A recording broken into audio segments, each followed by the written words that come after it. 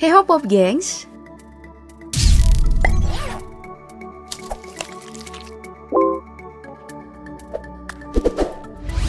Hampir semua orang termasuk kamu mungkin membayangkan kalau Amerika itu negara yang hampir sempurna.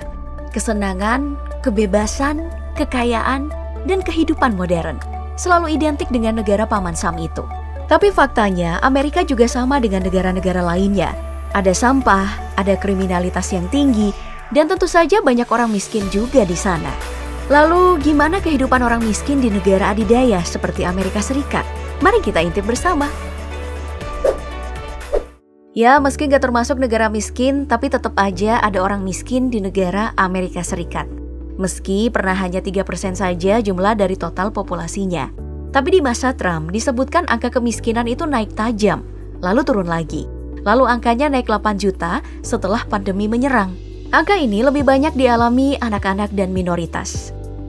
Apalachia atau sebutan untuk kawasan budaya yang membentang dari sebagian New York, wilayah utara Alabama, Mississippi, dan Georgia. Kawasan ini dipenuhi dengan warga miskin kulit putih yang hidup dari subsidi dan sumbangan. Bagusnya sih karena pajak dinaikkan hanya untuk yang kaya ya. Dan alih-alih menyebut hanya imigran dan kulit berwarna saja yang miskin, ada juga kulit putih yang miskin. Melansir Tempo, Owsley adalah kota terbesar dengan penduduk kulit putih miskin terbanyak di Amerika Serikat. Bergantung besar pada subsidi, karena makin kurangnya lahan pekerjaan, karena industri kayu dan tembakau mengurang, dan di masa-masa awal penambangan batu bara di Amerika Serikat, kota ini memiliki tambang yang lebih kecil dari yang lainnya. Kebanyakan warga memilih pindah ke tempat lain. Indikator kemiskinan di Amerika Serikat sama saja dengan melihat besaran penghasilan. Tapi jika Indonesia melihatnya dalam sebulan, Amerika Serikat melihatnya dalam setahun. Jika penghasilan satu orang Amerika Serikat hanya sekitar 97 juta rupiah per tahun, maka itu sudah dikatakan miskin. Atau sekitar 8 juta rupiah per bulan. Itu udah termasuk miskin loh. Wow, gimana dengan aku dan kamu ya? Melarat to the moon and never back.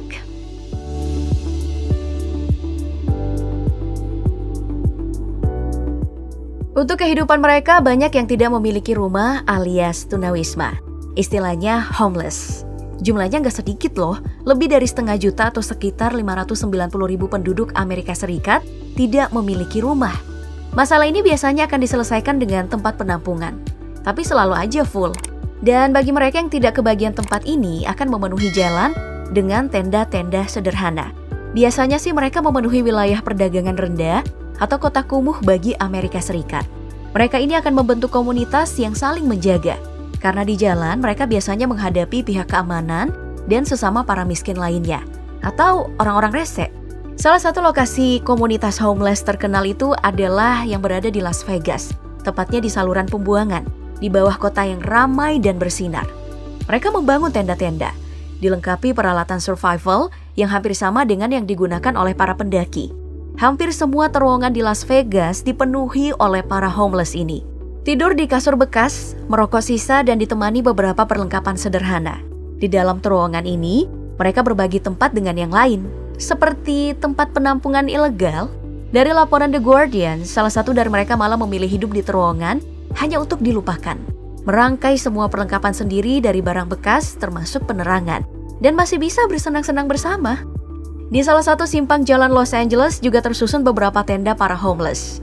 M. Hidayat dalam vlognya memperlihatkan gimana bisa dengan tenang saja mereka nongkrong di pinggir jalan. Hidup di tenda dan sepeda mereka parkir di depan, berjejeran seperti sedang membangun komplek tenda para gembel. Di California, negara bagian Amerika Serikat, juga terdapat satu lokasi yang dipenuhi para homeless. Hampir menjadi sebuah kota kumuh kecil. Mereka adalah orang-orang yang tidak bisa membayar apartemen dan biaya hidup yang mahal. Beberapa adalah orang yang terbuang dari keluarga dan masyarakat dan hidup dengan barang-barang bekas. Tidak berumah, tapi masih ada sisa barang berharga. Maka mereka akan tinggal di mobil itu, hidup selayaknya hidup di rumah. Banyak lagu dan film luar negeri yang memperlihatkan gaya hidup para homeless. Selain tenda, ada juga yang keliling kota menggunakan troli belanjaan, berisi barang sehari-hari mereka. Dan biasanya akan menggunakan pakaian berlapis-lapis. Atau duduk dan baring di pinggir jalan dengan kardus bertuliskan permintaan makan, duit, atau hanya sekedar curhat soal hidup. Gak sedikit dari mereka mencari penghasilan dengan menjadi musisi jalanan. Kalau tidak punya duit sama sekali atau tidak ada yang memberikan bayaran atas penampilan mereka, Tempat pembuangan akan jadi sasaran, mencari sisa makanan yang masih layak konsumsi. Tempat sampah di luar negeri memang lebih disiplin sih dari Indonesia, membedakan sampah kering dan basah. Jadi, para tunawisma atau yang miskin gampang mengais-ngais makanan. Istilah untuk pemungut sampah makanan ini adalah dumpster. Kalau di Indonesia sih hampir mustahil bisa hidup dari mengais tong sampah ya. Karena hampir semua makanannya di tempat sampah udah nggak layak. Tapi sebagai info sih, aktivitas dumpster diving alias mengais makanan dari tong sampah ini tidak melulu dilakukan oleh para gembel dan kaum miskin. Ini juga adalah bentuk protes dari anak-anak muda kritis yang mengkritik cara masyarakat memperlakukan makanan sebagai komoditas. Namun menyelami sampah adalah kegiatan mencari makanan gratis sudah dilakukan para homeless sejak lama.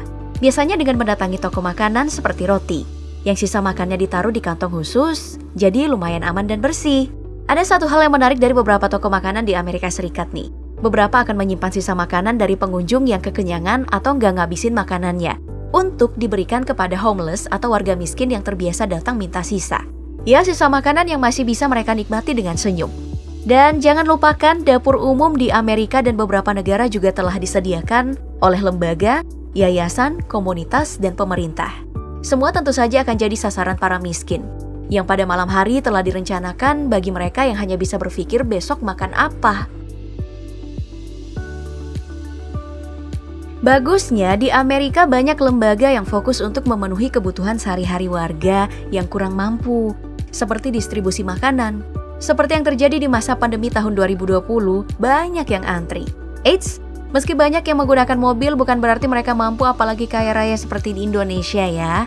Sumbangan seperti ini selain dari lembaga, subsidi pemerintah, biasanya dikumpulkan juga oleh warga biasa dari acara charity. Yang tinggal di mobil akan berkeliling mencari lokasi-lokasi donasi makanan. Selain itu, seperti yang udah aku singgung sebelumnya, solusi untuk harga rumah mahal disediakan tempat penampungan bagi para tunawisma, yang dikelola juga oleh lembaga, yayasan, swasta maupun pemerintah. Ada juga layanan kesehatan gratis yang akan diserbu para miskin di Amerika Serikat. Well, jangan banding-bandingin lagi dengan nasib kita di Indonesia ya. Kita bandingin diri kita saja dengan orang kaya di negara kita sendiri. Karena kita sesama orang miskin wajib saling support aja. Oke kawan miskinku, masih mau melihat kemiskinan di beberapa wilayah? Silakan komen negara mana ya. Sampai jumpa lagi.